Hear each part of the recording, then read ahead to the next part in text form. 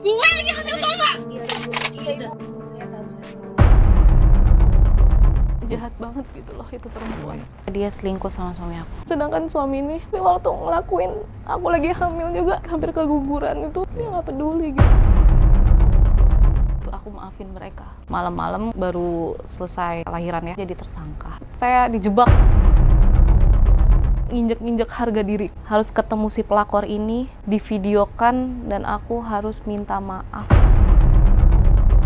Dia masih berani ngejawab, ya kita cuma tidur bu, cuma sekali. Sedangkan setelah aku cek, itu lebih dari 5 kali.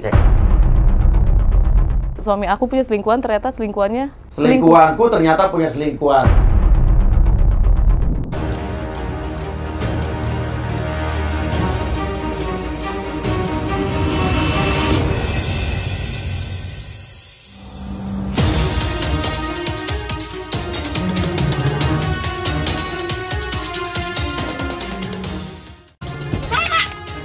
Gue lagi hamil tau nggak?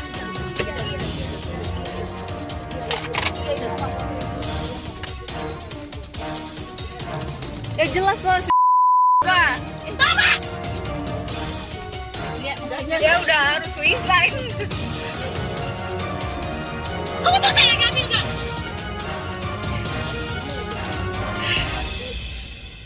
Ya surat apa baik sama kamu ah? Kamu bisa dipenjara loh. Bisa Enggak.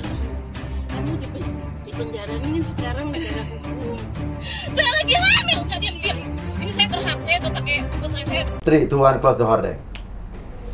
Ya, itu tadi video kamu yang marah-marah yang pakai kacamata tadi ya berarti ya? Oke, terus yang tadi pakai hijab adalah Karyawan aku. karyawan kamu.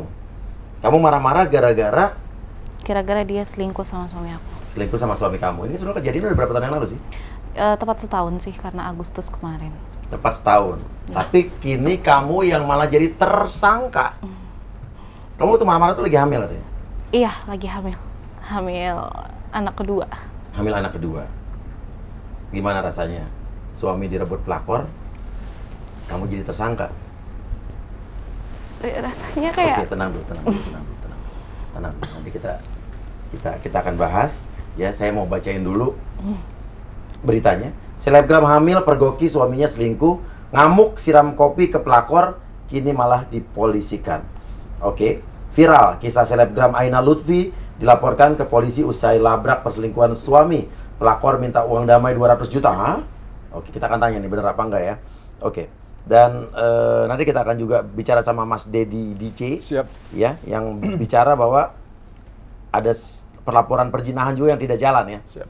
Oke, sebelumnya saya juga minta doa restu buat teman-teman semua yang nonton acara ini, podcast ini. Karena saya insya Allah maju mencalonkan diri menjadi calon anggota DPR RI dari Partai PAN untuk Dapil Jakarta Selatan, Jakarta Pusat, dan luar negeri. Jadi buat teman-teman yang ada di Jakarta Selatan, Jakarta Pusat, dan WNI atau PMI yang ada di luar negeri bisa pilih saya.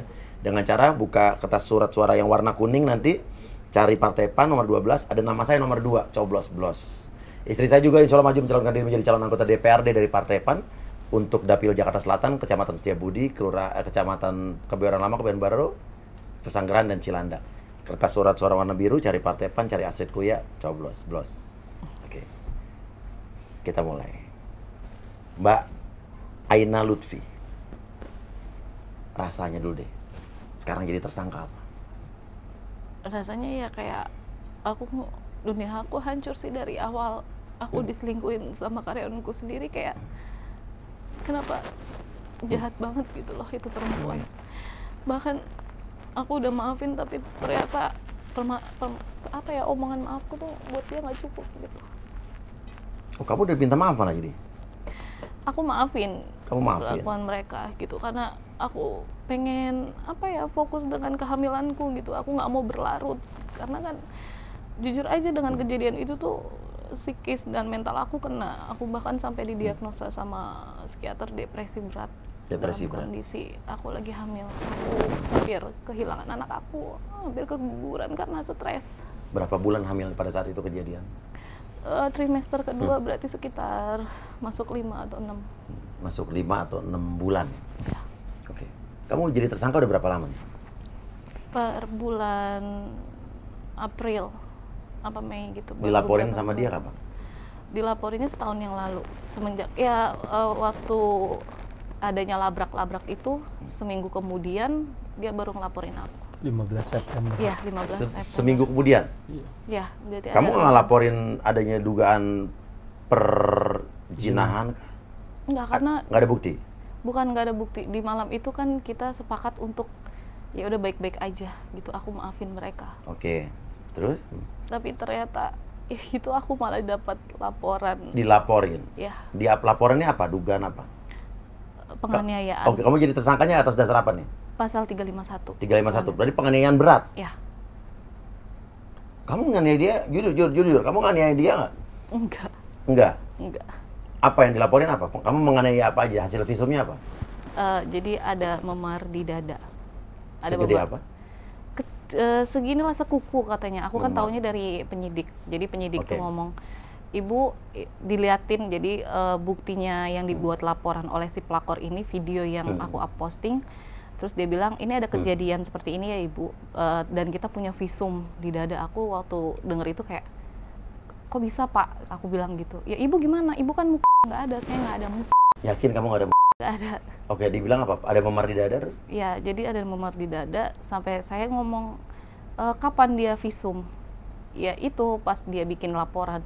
Saya bilang kejadiannya kan tanggal 9, berarti ada rentan waktu. Apakah saya yang mukul? Aku bilang gitu kan. Tapi tetap penyidik bilang iya Ibu gitu. Oke. Iya Ibu. Oh, jadi penyidiknya bisa menyimpulkan iya Ibu. Iya, karena dengan laporannya si pelakor masuk itu kan itu tadi dari aku melihat BAP dapat suratnya di rumah, aku juga bingung kapan aku masuk tol, kapan aku Oke, apa? berdiri. Katanya kronologi yang di BAP apa? Jadi kejadian penganiayaan berat itu ada di dalam mobil di depan tol, pintu tol Bekasi Barat. Jadi kayak berhenti.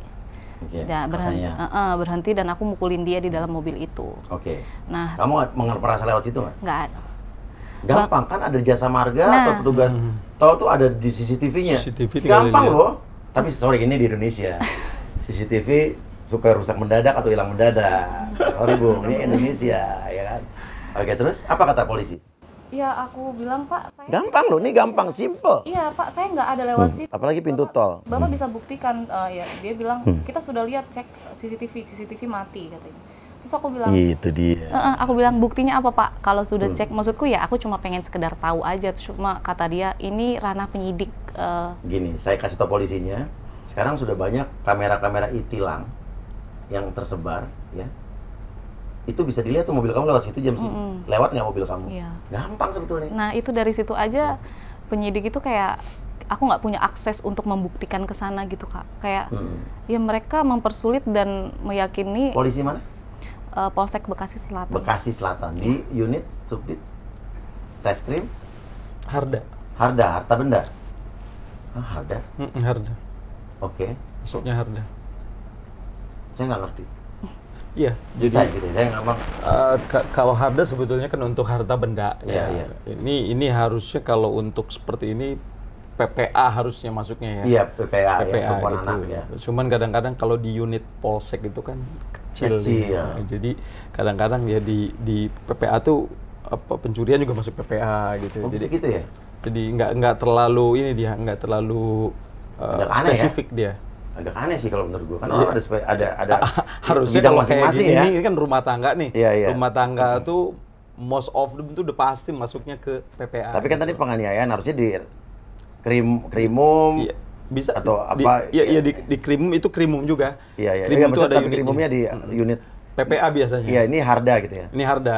Harda kan sebenarnya urusan tanah. Nggak mungkin karena jarang laporan jadi Iya. biar. Iya. Oke. Lanjutnya kamu menyiksa katanya di situ di pintu tol. Oke, terus? Jadi si pelakor ini bikin laporan kayak gitu kronologinya. Sedangkan aku bisa buktikan aku nggak ada di situ. Apa yang menjadi alibi kamu? Alibi gimana maksudnya? Ya, bukti kamu bisa Ya, buktikan memang di situ. kita nggak lewat situ gitu, nggak Iya. ada aku nggak ada berhenti bahkan di depan pintu tol Bekasi Barat. Dan itu menuju ke akses pintu tol Bekasi Barat itu kan jalan-jalan utama ya. Harusnya banyak kamera-kamera yang bisa dilihat. Betul. Ini Indonesia udah canggih loh. Teman saya itu ahlinya sistem kamera-kamera e-tilang yang ada di Indonesia. Saya tahu cara kerjanya bagaimana. bahkan nyari teroris, nyari penjara, bisa lewat situ. Kita lewat kamera itu hilang nih, ya. Lewat kamera-kamera kayak begitu. Kita lagi naik mobil walaupun kacanya gelap, truk kepotret, itu bisa langsung keluar KTP kita siapa dan orang-orang yang paling mirip sama kita siapa. Secanggih itu sebetulnya Indonesia. Harusnya ya. Tapi kadang-kadang kecanggihan di negara kita bisa oknumnya. jadi nggak canggih. Kena Ya kan? oknumnya. CCTV bisa hilang. Ya kan? Nah, oke. Sekarang pertanyaannya adalah, penganiayaan berat kamu dijadi tersangka atas penganiayaan berat. Setahu saya, koreksi kalau salah. Penganiayaan berat itu adalah jika korbannya itu mengalami penganiayaan berat sampai dia tidak bisa melakukan aktivitas yang normal sehari-hari, tidak bisa melakukan pekerjaan, bener nggak? Betul. Dia begitu nggak? Enggak. Dia bahkan, jadi para tetangganya ini kan support aku. Jadi aku selalu dapat laporan kalau misalnya si pelakor ini udah kerja, bahkan udah kegiatan seperti normal. Tanya ke polisinya nggak? Enggak. Tanya dong, kan dia nggak bikin kamu tersangka. Tanya dong, kan polisi juga berhak menjawab, kamu berhak bertanya dong. Karena aku kalau setiap Sama ambil datang, kasih lihat pasalnya gitu. aku kalau setiap datang ke sana selalu diintimidasi, Kak. Sama siapa? Sama penyidiknya. Jadi waktu itu aku didampingin sama suami aku, malam-malam kondisinya juga aku kan baru selesai lahiran ya, baru banget, belum ada sebulan. Terus kita emang ditanya jawab sampai akhirnya si penyidik ngomong kayak, Bu Aina, jadi Ibu Aina sudah kami tetapkan jadi tersangka. Sebenarnya Bu Aina udah jadi tersangka. Di malam itu aku kaget kayak, kok bisa gitu, suratnya mana? Terus dia bilang karena ibu kondisinya baru melahirkan, anak belum genap sebulan, jadi kita bikin surat penangguhan penahanan. Iya, itu oke lah, Nah, benar. iya. Ya. Jadi saya disuruh bikin, cuma saya nggak mau karena saya merasa saya nggak dapet Iya. surat SPDP. Jadi harusnya kalau saya ditetapkan tersangka, saya dapat SPDP itu dulu. Makanya di malam itu saya cuma bisa histeris, nangis karena kayak seakan-akan saya dijebak, dipaksa malam itu untuk stay. Datang di situ, Dan harus tanda tangan, bikin surat penangguhan seperti itu. Akhirnya aku nelpon lawyerku marah-marah ke penyidik, akhirnya aku pulang. Baru di malam itu mereka kirim SPDP, jadi di surat SPDP-nya itu ada stiker one night service di malam itu juga.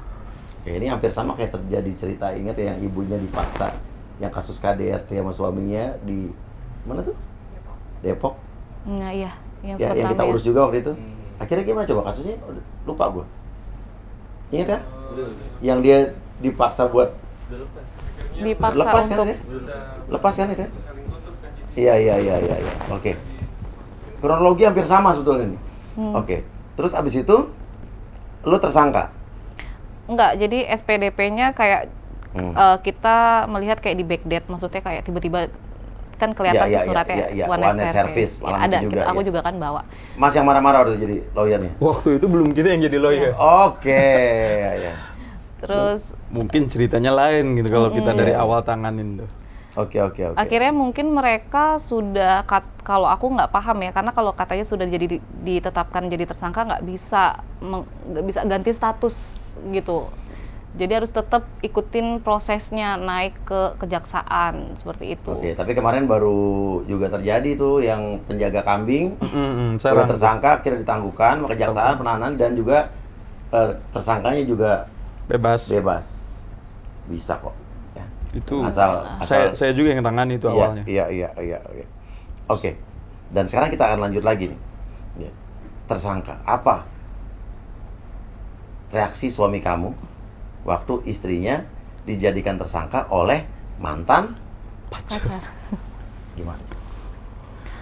Reaksinya shock dan marah. Dia marah karena yang dilaporkan bukan aku doang, Kak. Tapi tanteku, ibu aku, adik aku, sahabat aku juga dilaporin sama pelapor. Atas dasar? Jadi gini, turut serta. Penganiayaannya turut serta. Jadi mereka ada di wilayah situ. Jadi adeknya yang nyetir ceritanya. Ibu yang ada di dalam. Cuma nangis-nangis aja ikut. Jadi sebenarnya si pelakor ini laporin ITE-nya dulu. Cuma ITE-nya nggak jalan mungkin karena fakta dan polisi juga paham lah mungkin ngapain gitu. Akhirnya mereka bikin laporan penganiayaan, jadi penganiayaan yang jalan gitu. Menurut kamu, ini jujur ya, saya nanya sama kamu nih. Sekali lagi saya tanya, kamu menganiaya dia apa tidak? Enggak. Sama sekali? Enggak. Kamu tidak menyentuh dia, mencakar dia? Enggak, aku cuma lempar es yang dia kan minum air es. Jadi karena aku kesel, aku tuh nanya di situ kan posisinya aku udah emosi ya, karena akan sebulan aku nahan, sebulan aku nutupin, tapi dia dengan apa ya, kalau kakak bisa lihat dia masih berani natap mata aku, dia masih berani ngejawab dengan yang kayak ya kita cuma tidur bu gitu. Oh dia ngaku? Iya. Kita cuma tidur cuma sekali dia ngomong gitu loh. Sedangkan setelah aku cek itu lebih dari 5 kali. Cek dari mana? Ya setelah apa kita mau bikin laporan, kan aku harusnya mau bikin laporan di saat itu. Ternyata memang hotelnya banyak di situ. Dia kan jujur karena dia sebenarnya nggak mau dilaporin gitu. Akhirnya dia jujur terbuka sendiri sama aku gitu. Nggak ada buktinya pengakuan dia? Ada kan videonya dia mengakui. Kamu di Bogor juga? Di Bogor. Waktu saya telepon suami saya di rumah keluarganya, kamu nunggu di mana? Saya nunggu di mobil. Di Bogor berapa kali? Apanya? Berapa kali kamu sama dia di Bogor? Berapa kali? Cuma sekali bu, karena kan nyampe malam bu di sana bu. Udah sering ya sama suami saya. Berapa kali di itu Bogor? Sekali bu. Bang Adi di mana? Bang Adi di mobil bu. Bisa kamu ya. Dia alasan ke Bogor ke rumah saudaranya buat video call saya bentar doang, habis itu check-in sama kamu biar nggak pulang. Masih ada saya chat-chatnya. Iya. Nah pertanyaannya, itu bisa dilaporin pasal perzinahan nggak? Oh bisa. 284? 284. 285 nggak ya termasuknya? 284 kita fokus. 451? 451 sama. Kan tapi kita kemarin fokusnya 284. Ya, aja. pidana 9 bulan per tahun ya? 9 bulan. Dengan denda? Dendanya kecil Lah ya, oke. Di hukuman KUHP. aja. Karena KUHP. Oke. Itu yang melaporkan harus si istri sendiri, ya kan? Atau ada hubungan perkawinan tadi. Betul. Kan? Bisa loh terpenuhi nggak unsur itu? Oh iya, pasti. Apalagi sudah ada pengakuan dia. Udah. Tapi resikonya suami kamu juga bisa kena. Iya. Jadi antara pria dan selingkuhannya lapornya sama. Oke, suami kamu udah nangkepin loh nih? Udah laporin belum? Sudah kita laporkan. Kamu Jadi laporkan suami kamu juga berarti? Dua-duanya. Cuma selang nggak nyampe sebulan nih aku bikin laporan. Jadi kayak bentuk pembelaan aku. Karena kan adanya labrakan itu ya karena perempuan ini merusak pernikahan aku kan. Pertanyaan saya, laporannya udah sampai mana? Jalan nggak? Enggak. Jadi Di polsek yang sama? Iya. Di unit apa? Harda juga. Ada, jadi kasih kerjaan lo, kasih kerjaan Harda aja, jadi sibuk Hardanya. Oke, Harda juga? Nggak jalan sama sekali? 1 minggu yang lalu kita sudah ke sana. Jadi beliau mengatakan minta maaf karena pejabat kami sudah ganti, ya kan. Jadi untuk perzinahannya baru kita bisa follow up dan ditargetkan juga tersangka gitu loh. Artinya harus dibuktikan dong Pak, fair dong, bener nggak? Betul. Iya dong. Jadi jangan cuma tersangka hanya di mulut aja. Iya. Kita butuh realisasi mana suratnya. Iya. Ya kan? Paling tidak SP2HP-nya mana? Atau SPDP-nya iya, mana? pengembangan dia tersangkanya gitu. Sedangkan berkas saya udah lengkap, buku nikahku aja kan udah disita lama. Pertanyaan saya sama kamu ya. Kalau kamu tetap mesti jadi tersangka dan masuk penjara, tapi dia juga harus jadi tersangka masuk penjara, kamu rela nggak masuk penjara? Enggak sih. Enggak, karena kamu nggak ngerasa melakukan penyiksaan itu sama sekali. Oke. Hubungan kamu sama suami kamu sana gimana? Kamu udah tahu? Ya jadi berantakan dan kita lebih tepatnya suami minta untuk tetap aku stay sama dia itu dia merasa bersalah dan ingin bertanggung jawab, cuma kan aku sebagai perempuan kondisinya lagi hamil dan aku ngerasa pernikahan kita tuh nggak punya problem yang besar gitu, jadi nggak pernah ada yang maksudnya ya dinamika berantemnya itu ya selayaknya suami istri gitu. Jadi pas waktu dia selingkuh dengan karyawan yang dekat sama aku itu tuh ngebuat aku trauma banget gitu loh. Tapi sedangkan suami ini kekeh nggak mau untuk pisah, dia selalu bilang buat anak. Tapi aku sering ngomong, kamu sekarang kalau sadar bilangnya buat anak gitu. Tapi waktu ngelakuin aku lagi hamil juga, dia pergi 4 hari aku masuk ke klinik hampir keguguran itu dia nggak peduli gitu. Ya saya ngerti apa kamu rasain. Tapi suami kamu sekarang berusaha kan untuk mendekati kamu? Selalu. Nggak cuek, nggak diam, nggak dingin kan? Kamunya yang dingin berarti. Nggak bisa gimana ya? Iya, Kak? saya nggak apa-apa. Saya mengerti, saya juga nggak bisa maksa kamu harus bagaimana menerima suami kamu gimana. Cuman intinya dari suami kamu ada itikat baik. Kamu harus jujur ya, untuk mendekati kamu dan untuk meminta maaf, untuk merubah hidup itu ada kan? Ada. Bahkan ya dia justru yang paling apa ya, menantikan dia masuk penjara sih. Oh, bilang apa dia? Dia ngomong karena kan apa yang dia lakuin, aku selalu nangis gitu kayak apa ya, dia nggak ngapa-ngapain tapi aku ke distract ya, inget lagi nangis segala macam. Dia sampai gimana sih cara ngebuktiin kalau aku ini nyesel, kalau aku ini memang apa ya pengen berubah gitu. Dengan apa dia bilang gitu? Aku bilang ya nggak tahu. Aku bilang aku sebenarnya nggak mau bareng, tapi dia tetap kayak lihat anak-anak. Akhirnya aku kena apa ya, dari orang tuaku, dari mertua segala macam gitu kan. Terus dia bilang mungkin dengan aku masuk penjara berbulan-bulan di sana kamu apa percaya kalau aku berubah gitu. Dia pasang badan berarti. Artinya dia bilang dia menginginkan bahwa kasus perzinahan ini jalan walaupun dengan resiko masuk penjara, dan bisa dibilang kamunya akan terbebas gitu ya. Jadi laporan aku kan, aku cuma tahu beberapa hotel aja yang memang aku tahu dan aku punya bukti mereka di sana. Pas aku bikin laporan, suami dengan sukarela dia kasih tahu yang aku nggak tahu. Oh, di hotel mana saja? Iya, dia yang bantu. Di mana aja kata dia? Nggak di berapa tempat? Di Bekasi, di Bogor, Jauh juga ya mainnya. di Jakarta. Jakarta. Kalau di Bekasi hampir semua hotel Bekasi. Tour ya. Jadi dia itu lebih sering short time di jam kantor. Soalnya itu apa sih? Kayak Cuma cuma nggak tahu. cuma Iya. Gue polos gue. Iya. jadi jam kantor kan, makanya dia di backup sama karyawan yang lain gitu. Iya. Makanya semenjak mereka punya hubungan dan aku kondisi lagi hamil, suami itu selalu gimana caranya aku di rumah. Bilangnya karena kamu lagi hamil, jangan kemana-mana. Bahkan aku tuh sempet kayak, udahlah kamu nggak usah ikut campur dan andil dalam perusahaan lagi, karena dia nggak merasa nggak nyaman Ya, kalau pastilah. aku itu gitu. Pada saat itu. Dan si pelakor ini cemburuan banget, Kak. Parah. Jadi main hati nih. Iya. Bukan cuma have fun doang. Jadi cemburuan. Jadi selalu kalau misalnya aku ke kantor, nanti dia ngambek, besoknya nggak mau masuk kerja. Cuco. Kayak begitu ya. Oke, jadi suami kamu dengan terbuka bahwa nih gue kasih tahu nih gue selingkuh di sini, hotelnya di sini. Jadi dia mau bersaksi. Mau, dia Harusnya mau Pak bantu. Polisi ini udah gampang banget jadi tersangka, udah nggak susah. Orang suaminya ngaku, Iya. di mana repotnya? Dan dicek Iya ke nggak sih? TKP memang ada Nah, gitu. yang susah di mana? Kenapa? Ya kan? Jadi bahkan bisa dibilang kenapa lebih gampang. Jadi si perempuan ini yang selalu check in, naruh KTP. Jadi foto dia taruh KTP, dia ada fotonya ada. Nanti dia ngejemput suami aku di lobi, terus baru dia jalan keluar lagi. Bahkan aku Ngajarin orang selingkuh. Ini bilang pada ide.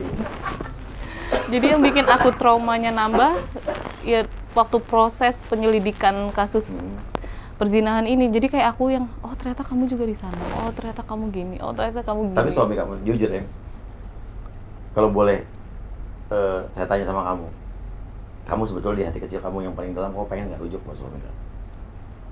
Pengen, cuma Gengsi. gak lebih, aku takut sih gimana nih ke depannya, apa masih Iya. akan gitu. Gue ngedenger cerita ini, gue udah punya kesimpulan dan feeling suami kamu tuh benar-benar tulus minta maaf sama kamu. Dia pengen berubah. Harus hipnotis aja kali. Kak. Boleh ya, bawa sini. Serius. Serius. Tapi gue yakin, apa yang gue feeling gue nih 98% suami lu tuh pengen memperbaiki hubungan lu. Dia tidak denial, nggak nolak, dia ngomong apa adanya demi memperbaiki hubungan ini. Dia pasang badan, rela dia di penjara. Iya kan? Coba deh, kamu, menurut saya ya, yang harus kamu lakukan, perbaiki dulu hubungan kamu, perasaan kamu, jangan bohongin perasaan kamu dengan suami kamu. Jadi kamu tuh satu, kamu tuh punya apa ya? Sama dia tuh jadi satu kesatuan, yang satu kekuatan yang buat ngelawan ini. Jadi aku jujur aja ya, baru di podcast ini malah kayak Kak Uya tuh ngerasa coba untuk ngebalikin rasa trust aku ke suami. Kalau kemarin-kemarin tuh kayak misalnya ya wartawan kalau nanya gitu, kenapa nggak cerai aja, itu yang jadi apa ya, aku mencoba nanti aku ke distract lagi gitu, apa sih benar nggak sih gitu. Kalau suami kamu bajingan sih, feeling gue bajingan nih, gue juga suruh cerai aja. Tapi kan yang gue tangkap dan masuk ke intuisi gue tuh suami lo nggak begitu sebetulnya. Ya dulu dia pernah nakal, dia menyesali itu gitu. Ya makanya sebenarnya gini, dalam pernikahan tuh aku sama suami hampir 24 jam, maksudnya kita tahu aktivitas kita satu sama lain, bahkan yang bikin rules untuk saling terbuka tuh dia, kayak lokasi nggak boleh mati dan kita harus selalu angkat telepon dan segala macam. Dan selama pernikahan kita itu, maksudnya dia kan punya uang, dia bisa nakal karaoke atau di luar, itu nggak pernah gitu. Bahkan kalau misalnya mau entertain untuk proyek pasti aku ikut, aku diajak gitu. Cuma nggak tahu kenapa semenjak dia ada perempuan ini gitu. Apa sih tadinya kerjaannya di situ, di kantor kamu? Siapa? Marketing. Terus marketing terus jadi manajer. Oh, naik pangkat. Aku nggak tahu itu. Oke. Kenapa naik? Nanya nggak sama suami kamu, kenapa suami kamu kepincut sama dia? Dia bilang karena anaknya baik. Karena Anaknya di kantor dibikinin kopi. Kenapa? Dibikinin kopi. Berarti dia bisa naksir sama orang warkop dong. Sama OB juga bisa ya. Karena dibikinin kopi ya. Karena si perempuan ini tuh kalau ngomong ya memang, iya bapak, kenapa ibu? Jadi kalau misalnya ketemu aku, ibu gimana, sehat gitu. Terus kalau di kantor tuh selalu dia kayak, ini udah zuhur, ayo kita sholat ke masjid gitu. Memang apa yang dibuat sikap dia itu orang melihat ini anak respect baik gitu. Oke. Dia jujur suami kamu bilang begitu karena itu. Dan karena mungkin ada comblang-comblangan kayak itu loh Pak, itu loh gitu, itu ada bapak, mungkin awalnya jadinya iseng-iseng gitu. Kamu suami kamu gimana sih, kenalnya pacaran udah lama atau mungkin nikahnya gimana? Kalau bahas nikah, kenapa? Cerita. Ada apa? Jadi salah satu yang aku berat untuk mempertahankan egoku untuk cerai gitu, karena aku selalu kepikiran pernikahan aku aja dari awal udah penuh dengan perjuangan gitu loh Kak. Apa? Aku nikah di samping papa koma. Papa kamu lagi koma? Kamu nikah di samping? Iya, aku pegang tangannya di rumah sakit. Papa penuh dengan selang gitu. Jadi kita pas nikah tuh kayak kejar-kejaran nyawa sama papa gitu loh, karena sebelumnya bapak kan jantungnya sempat berhenti gitu. Jadi dokter juga ngomong sebenarnya ini harusnya kalau udah penyumbatan atau pecah pembuluh darah tuh harusnya nggak bisa selamat. Jadi kalau orang koma aja tuh masih kayak 1 banding berapa gitu, biasanya kan langsung nggak ada gitu kan. Bahkan papa tuh kayak gimana caranya dia kayak bertahan gitu dengan kondisi kritis 3 hari, itu kayak pasti berat buat papa. Karena papa dari awal taunya aku mau nikah gitu waktu itu di tahun itu gitu. Cuma papa tiba-tiba sakit karena aku kan yang paling deket sama papa. Jadi papa kritis, terus jantung sempat berhenti, kita semua dipanggil dokter pompa gitu gimana nyelamatin.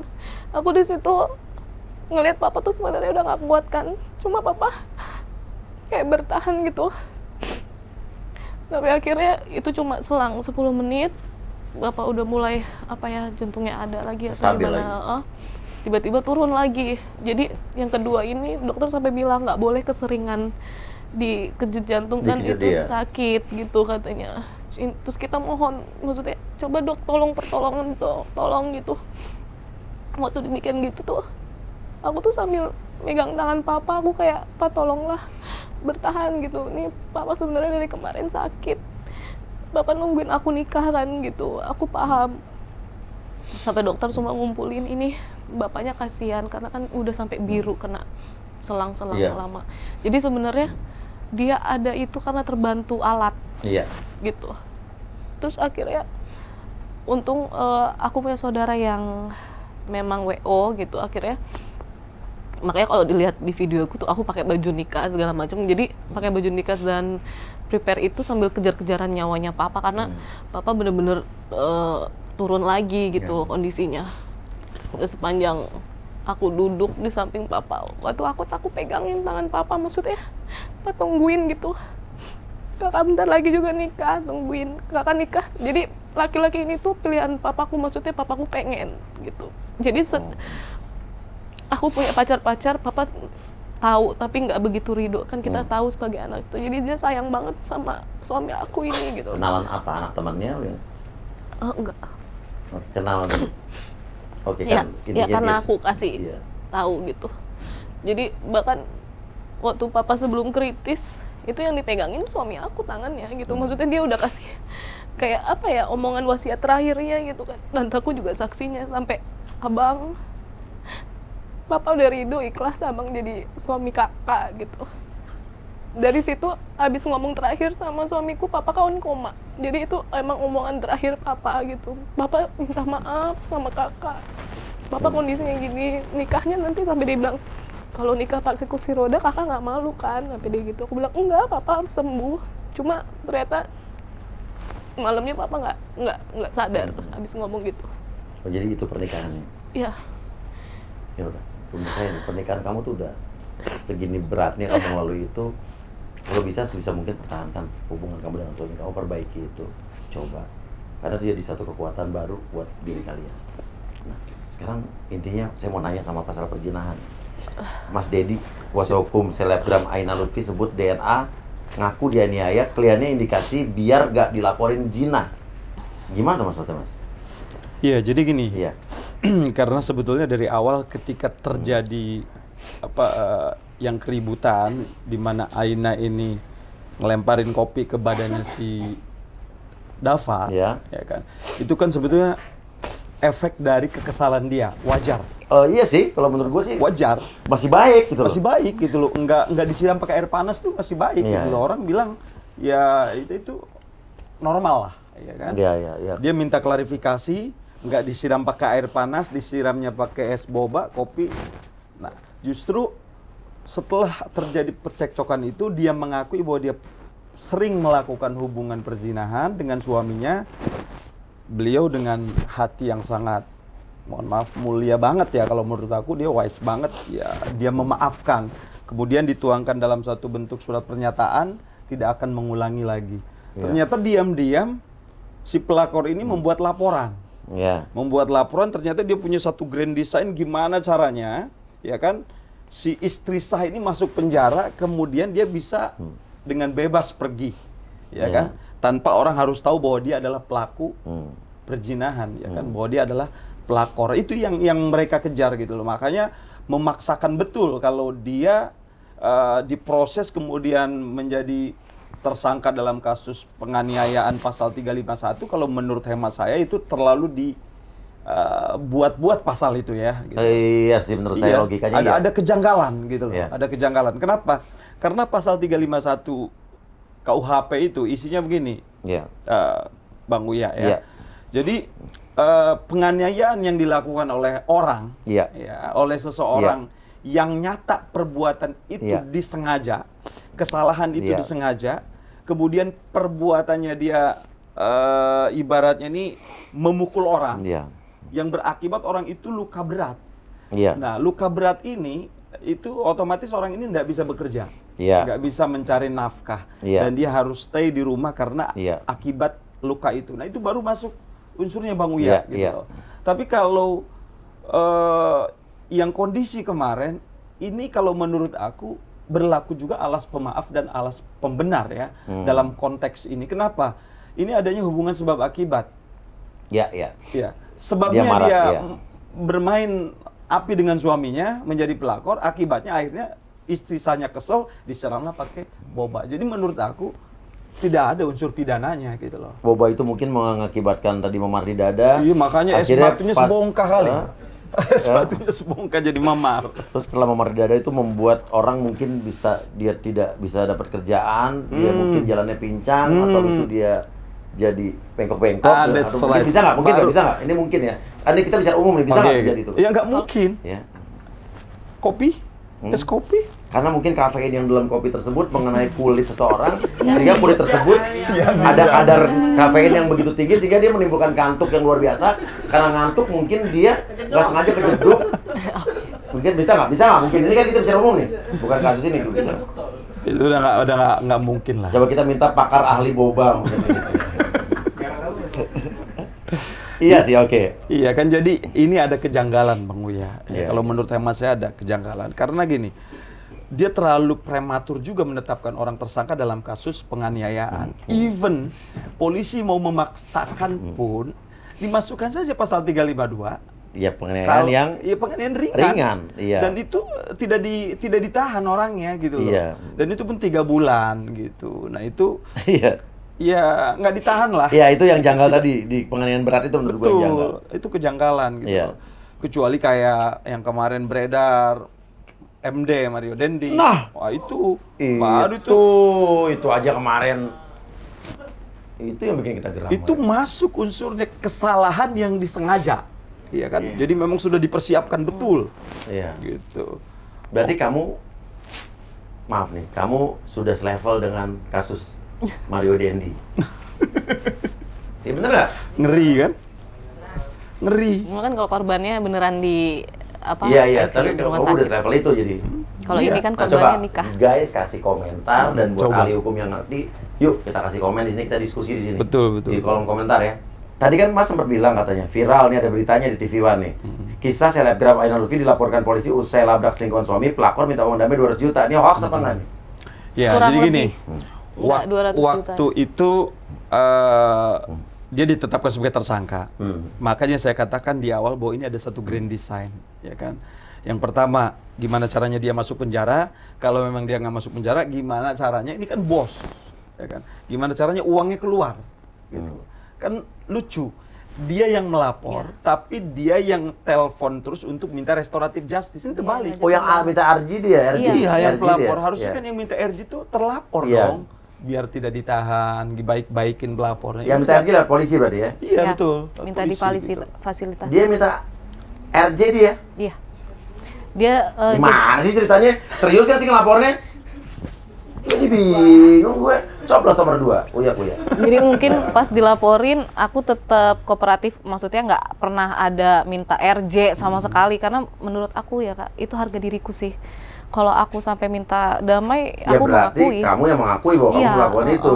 Jadi akhirnya dari lawyernya dia minta difasilitasi sama penyidik untuk dipertemukan dengan aku. Cuma kondisinya karena aku lagi hamil dan jadi stres berat, aku nggak sanggup untuk ketemu gitu. Jadi ketemunya lawyer dengan lawyer. Tapi ada saksinya adik kandung aku karena. Nah di dalam situ dia bilang. Dia ini siapa? Si lawyernya, lawyernya bilang, jadi kita ini punya itikat baik melihat kondisi Bu Aina yang sedang hamil. Alhamdulillah masih ada orang baik. Jadi kita berpikir cobalah kita tetap bisa menyelesaikan ini dengan secara Ya kekeluargaan. pengacara model begini nenangin hati banget. Terus maka dari kita menyediakan kesempatan untuk melakukan RJ itu tadi. Nah, lawyerku nanya, kenapa nih gitu ya? Tadi dia ngejelasin ya karena melihat Bu Aina juga gini biar fokus nanti lahirannya bla bla, itu alasannya mereka. Terus nggak cukup di situ. Jadi yang ngebuat aku nggak mau RJ tuh bukan nominal. Jadi setelah dia ngomong begitu kan dia bilang, tapi dari pihak si D ini keluarganya, ibunya terutama minta kerugian imaterial ya kurang lebih lawyernya nggak bisa menyebutkan angka besar, cuma ya kurang lebih lawyerku bilang dari 100 sampai 200 juta gitu. Dari situ aku pun pas denger ya aku nggak akan mau. Kalau uang bisa dicari Kak, maksudnya kalau aku pengen banget ya uang lah, tapi ada satu syarat yang menurutku itu nginjek harga diriku banget sih. Selain 200 juta tadi? Jadi aku sebagai istri sah harus ketemu si pelakor ini, divideokan, dan aku harus minta maaf.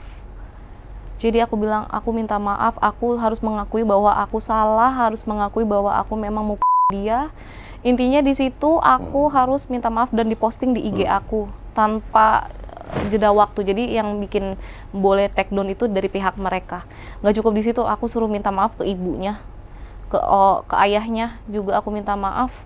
Dan suami aku juga disuruh bikin video minta maaf ke ibunya, ke dia dan ayahnya. Jadi kita berdua disuruh kayak ya kita sebagai suami istri salah gini dan diposting. Itu yang lebih nggak masuk akal buat Ini aku. gimana? Gue kasih draft ya. Kalau sinetron tuh berarti gimana judulnya? Lo kasih draft saya. Nama kamu tadi Aina. Aina minta maaf kepada Mbak karena Mbak pelakor. Mbak sudah selingkuh dengan suami saya. Dan Mbak ini kita begitu bukan begitu gimana? Nggak, Kita jadi gimana sih? mereka Minta maafnya mintanya- gimana coba? Minta maaf karena sudah melakukan penganiayaan. Yang selingkuhnya nggak dimasukin. Mereka nggak mengakui, nggak apa ya, selalu sampai bahkan Nah, itu video yang tadi itu apa tuh? nah itu tadi Kak, yang Itu lucu lagi lagi, syuting film apa gimana tadi? yang lucu lagi aku kan posting, jadi karena banyak yang support aku, bahkan tetangganya support aku tuh didatengin sama Tetangganya ibunya. support kamu. Iya, tetangganya posting muka aku kayak semangat ya istri sah gitu. Didatengin lah sama ibunya pelakor dan tantenya ini nih yang bikin laporan. Dia bilang gini, kalian tuh jangan percaya Aina itu drama, itu skenario. Si D ini tuh disuruh, dipaksa untuk mengakui, padahal enggak. Katanya gitu. Dan kamu tahu nggak, Aina itu nyulik. Jadi anak saya ini seharian dibawa, nggak dikasih Sinetron makan. azab, Itu ya? ada videonya Kak. Jadi ceritanya bagus banget. Iya, itu ada videonya dan aku posting di IG itu rame. Jadi si tetangga ini ngerekam diam-diam Ada ancaman. postingannya? Ada. Lihat dong. Tapi nggak mau tahu. Itu urusan mereka udah bodo amat. Itu ada semua ya Allah, merinding saya. Versi pelapor itu kan sebutan Aina ya, sebutan dari Aina untuk si Dava. Aslinya Dava pelapor atau bukan kan gitu. Memang dia tidak bersalah. Aina sekarang ini sudah dari tersangka karena memang dia bersalah. Dia memfitnah, dia menyebarkan berita bohong, dia Nah, jadi dari situlah aku sampai bilang, makanya aku bilang, aku nyuliknya dari mana? Mana ada penculik bawa sandraannya ke kantor polisi. Kan aku ada videonya dia di kantor polisi, itu dari mana? Penculik yang belum makan nasi kali ya. Dia lupa lagi nyulik bawa ke kantor polisi. Nah, jadi video yang beredar itu si ibunya dan tantenya selalu ngomong ke keluarganya yang ngepro sama mereka kalau si perempuan ini tuh karena karyawan disuruh seperti itu. Oke, ngerti. Dan dia bilang keluarganya ngapro sama mereka. Emang ada keluarganya yang nggak ngapro sama dia? Ada. Siapa? Dari ayahnya. Bilang apa? Mereka terang-terangan support aku. Bahkan mereka Bapaknya? jadi kakak dan adik dari ayahnya si pelakor, kayak bude, tantenya dan sepupunya, aku bahkan dimasukin ke grup keluarga mereka. Ah, serius? Iya. Dimasukin. Coblos nomor 2 Uya-Kuya dari PAN DPR RI. Tunggu, saya masih bingung pusing saya. Jadi ternyata si pelakor ini tuh dari keluarganya aja nggak ada yang seneng. Aku tuh baru tahu. Kamu dimasukin grup keluarganya? Iya, jadi kayak mereka malah nungguin gimana nih kapan pelakor masuk penjara. Aku bingung Kak, makanya aku kayak kalian ini saudara? Enggak, kita bukan saudara. Bahkan jadi aku ditemukan gitu kan, dipertemukan sama mereka, sama bude dan tantenya sama tetangganya ini kan. Aku nggak tahu tuh, jadi tetangganya ngomong ini ada satu keluarga yang support kamu. Aku nggak tahu, pas ketemu kayak mereka ngenalin diri, aku nih budenya, aku tantenya, aku sepupunya. Aku kayak kenapa kalian dukung aku? Dia bahkan kayak Apa enggak, namanya? karena Dava jahat. Masih banyak orang-orang yang normal berarti ya. Oke, saya mau nanya lagi. Dia punya pacar nggak sekarang? Udah punya suami. Udah suami, Oh, jadi waktu Udah dulu menikah. dia, Habis katanya penganiayaan berat itu langsung menikah. oh berarti dia udah punya pacar sebelum itu waktu sama. Jadi anehnya itu aku juga waktu bawa dia ke rumah, kan dia mohon-mohon untuk orang tuanya nggak tahu. Dia bilang ibu saya punya jantung bu gitu. Nanti Ya iya, ibu saya. orang pasti punya jantung. Coba saya maksa. Nah ternyata di situ ada pacarnya ada. Jadi suami aku posisinya kena prank juga. Jadi kayak loh. Oh jadi suami kamu jadi selingkuhan apa dia yang jadi selingkuhan nih? Nggak tahu tuh, bingung gimana. Suami aku punya selingkuhan, ternyata selingkuhannya. Selingkuhanku ternyata punya selingkuhan. Nah, Oke terus? jadi Ya, kalau dibikin sinetron bener nggak? Jadi pacarnya datang. Kok pacarnya bisa datang? ditelepon sama dia. Jadi Oh dia minta tolong. Iya. Jadi dia selalu ngomong, Karena aku udah tuh tunangan itu. aku sebenarnya sama bapak nggak ada main hati karena butuh uang gitu, dia ngaku. Di Ngaku depan siapa? ibunya, karena kan itu ada ibunya gitu. Tunggu. Gue masih bingung. Bisa kalau misalnya ini kita bicara umum ya. Kalau sampai ada seorang perempuan misalnya nih di sebuah kota kita bicara, misalnya namanya Dewi gitu ya. Dia ke gap selingkuh sama suami orang. Ya kan? Tiba-tiba dimarahin istrinya nih. terus dia nelfon sama pacarnya, yang aku kegap selingkuh, tolongin aku dong gitu. Gimana? Kata-katanya gimana coba minta tolong ceritanya? Ini ada kan, ini suamiku, ini pacarnya tenang. Oh, pacarnya tenang aja. Iya, malah makan. tersenyum dia pacarnya. Jadi nih. Ceria gitu. Pacarnya malah ngobrol sama Ngobrol, suami. iya. Ini padahal di malam itu. Menang banyak kali. Oke, apa kata pacarnya pada saat itu? Pacarnya minta maaf sama aku. Minta bilang gimana? Kan aku bilang, Rif, kamu tahu Dava ini udah tidur sama suami saya, dia aku ngomong gitu kan. Iya Bu, terus kamu masih apa? Kita sama-sama korban Bu, udah kejadian. Justru saya minta maaf, kondisi ibu lagi hamil, saya nggak bisa jaga pacar saya. Dia bilang gitu? Iya. Nah sekarang setelah jadi suaminya, apa reaksi dia kalau istrinya melaporkan kamu? Justru kan yang dijadikan saksi dia. Hah? Dia jadi saksi malah justru? Iya, dia Emang dia ada di tempat kejadian? nggak ada. Jadi yang jadi saksi dia, ibunya dan tantenya. Tunggu, apa? Kesaksian dia apa? Mendengar Mendengar bahwa si perempuan ini aku pukul. padahal dia di situ tidak Nggak ada. Dia harus bisa membuktikan loh. Kalau orang memberikan keterangan palsu di BAP, apa hukumnya Bang pengacara? 7 tahun penjara pasal 242. Memberikan keterangan palsu dalam perkara pidana, maka sanksinya 7 tahun penjara. Dan dia harus memberikan pembuktian terbalik. Kalau Betul. kamu melakukan, kamu bilang bahwa dia tidak ada di situ, dia buktikan dia harus ada di situ. Dia harus membuktikan. Makanya aku sama Bener. penyidik juga bilang, kan saksinya nggak ada di tempat, tapi penyidik selalu bilang saksi itu nggak harus di tempat, mendengar pun sudah bisa dijadikan saksi. Gimana caranya dia mendengar kamu di saksi mengupik apa gimana coba? Hah? Jadi mungkin dengar dari pengakuan si pelakor ya, gitu. Makanya ini Bang Uya nih menarik nih ya, biar ini juga menjadi edukasi buat penyidik. Kesel. Makanya saya pengen masuk komisi 3, Mas. Iya, oh mantap itu. Iya, iya, oke. betul. Terus, Mantap. Jadi oknum-oknum penegak hukum itu harus betul-betul. Iya, karena oknum itu sedikit sebetulnya. Polisi itu presisi. Betul. Tapi kita juga belum bicara oknum, siapa tahu polisinya kurang informasi atau gimana, kita nggak tahu kan. Atau mungkin ada orang yang lebih pintar gitu kan. Jadi mungkin anggap aja kesalahan teknis lah. Gitu. Oke, gimana lanjut tadi? Oke. Jadi gini, orang mau membuktikan itu kan harus jelas pembuktiannya ya. Iya, Ada benar. direct evidence Iya. atau indirect evidence ya kan. Maka dalam KUHP 184 kan jelas Iya. ya kan. Bukti itu apa aja? Iya. Termasuk di dalamnya adalah petunjuk surat Iya. saksi. Ya kan? Nah, ini bagaimana keterangan orang yang tidak ada di lokasi dijadikan sebagai barang bukti atau menjadi saksi? Ya nanti kalau di persidangan juga gimana ceritanya tuh? Iya makanya gitu. Memang bukti tapi dia tidak melihat langsung, hanya mendengar gitu. Yang kita butuhkan dalam teori hukum pidana itu adalah direct evidence, yang melihat, yang menyaksikan dengan matanya gitu loh. Nah, itulah kejanggalan yang saya katakan tadi gitu kan. Dan video-video tadi kayak kan ada video si cowoknya itu di rumah kamu tadi tuh. Di rumahnya pelakor. Di rumah pelakor dalam keadaan tadi baik-baik saja Iya. begitu. Kan kalau misalnya dia marah dong kalau pacarnya dianiaya, dia Iya. mukanya pasti akan gak terima juga dong, pacar yang baik dong. Bener kan? Itu kamu gak kasih bukti video tadi ke polisi? Aku kasih, tapi mereka udah terlanjur menjadikan aku tersangka, jadi kayak Udah terlanjur? iya, jadi kayak udah salah, bingung langkahnya mau kemana gitu. Gak apa-apa. Semua orang pasti pernah berbuat salah. Tapi tidak ada kata terlambat untuk merubah sesuatu jika kita merasa bahwa apa yang kita lakukan itu tidak benar. Benar nggak sih? Betul. Benar nggak sih? Oke. Sekarang maunya gimana, Mas? Dalam mengcounter ini gimana? Dia udah tersangka nih, biar Oke, gimana juga nih. makanya kita minta untuk kasus Aina ini Iya. penetapan tersangkanya ini mesti digelar ulang. Gelar ulang. Ya, digelar ulang.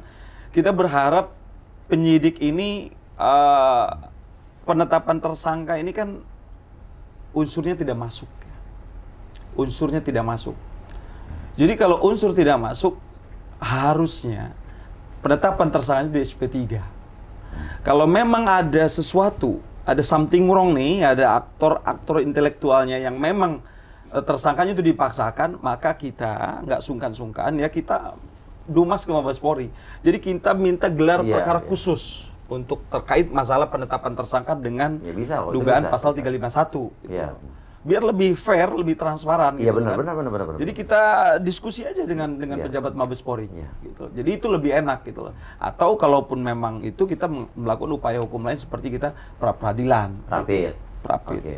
Itu. Nah, Itu sekarang upaya kita. kalau untuk kasus pelaporan perzinahan ini mau apa Nah, rencananya? laporan perzinahannya 1 minggu yang lalu kita sudah datangi penyidik, kebetulan memang direspon, dan penyidik ini Bang Uya itu semua dari Kapolsek sampai Kanitnya itu baru semua dengan kasus Aina.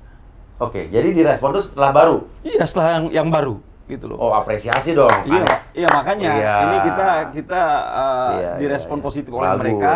Kita- Iya, iya. dan mereka juga mengatakan Keren. unsur perzinahannya terpenuhi. Terpenuhi. Segera tersangka Ya, dong.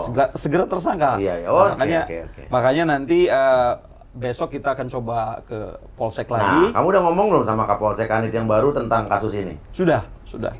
Mereka mau melakukan apa? Dia bilang minggu depan, waktu kemarin itu minggu depan si pelakor tersangka. Cuma aku Nggak, tapi baru kasus dapat dia kabar. jadi tersangka. Kalau untuk kasus Iya, tersangka, alhamdulillah direspon juga sama dia.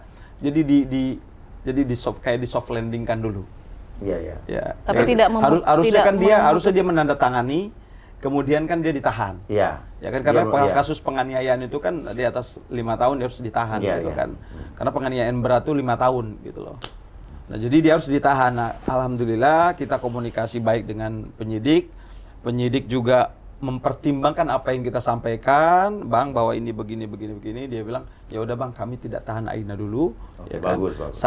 Sampai perjinahannya naik tersangka. Iya. Ya kan? Jadi kita nanti akan sama-sama Jadi tersangka bertiga. Suami kamu tersangka, kamu tersangka. Judul sinetronnya apa lagi? Ini kasihan polisi jadi Dan cuman sibuk gitu loh. kami selaku kuasa hukumnya Aina tetap bagaimana Aina ini lepas dari jeratan tersangka gitu loh. Karena memang dia tidak pernah melakukan penganiayaan. Oke, tapi sekali lagi kalau dia jadi tersangka perzinahan, suami kamu jadi tersangka. Enggak apa-apa. Dia udah siap pasang badan kan? Ya, sudah siap. Kemarin kita sudah obrolkan. Emang nih suaminya dia yang tadi sampaikan sama Bang Uya, emang dia kayaknya menyesal Dan berbesar hati untuk siap untuk mendapatkan hukuman dengan dia di penjara. Tuh jadi Justru contoh. suami kamu bisa jadi duta zina nanti. Duta. Ya nggak bisa duta, maksudnya Iya.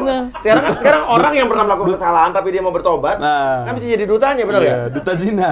Lo bener nggak? Sekarang orang yang narkoba, Duta narkoba. justru dia mensosialisasikan apa yang pernah dialami, apa yang dilakukan salah, orang jangan ngulang, bener nggak? Betul. Karena belum ada beritanya ya pelakor sama pezinahnya masuk Masuk. penjara. Jadi kalau nggak, buat apa tuh ada undang-undang kan?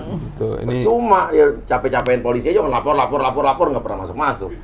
Ya kan? jadi mudah-mudahan dengan adanya kasus Aina ini orang untuk berbuat zina udah berpikir beribu-ribu kali lah. Benar. Karena harus masuk dua-duanya. Benar. Karena mungkin bisa jadi kalau orang yang suka laporan pelakunya denial gitu Kak. Enggak Iya, kok, pasti nggak enggak ngaku. dong. Ini Jadi suami itu kamu nggak mau jalan. ngaku gitu kan. Heeh. Keren juga suami lo ya. Kapan dong kenalan? Iya. Boleh ya Gua penasaran gua. dihipnotis gitu kan? Boleh, Mungkin boleh aku banget, biar tahu. boleh banget. Ya karena namanya juga Hotman kan, Bang Hot. Iya. Oh namanya Hotman suami Oh lo? iya, Hotman. Hotman juga.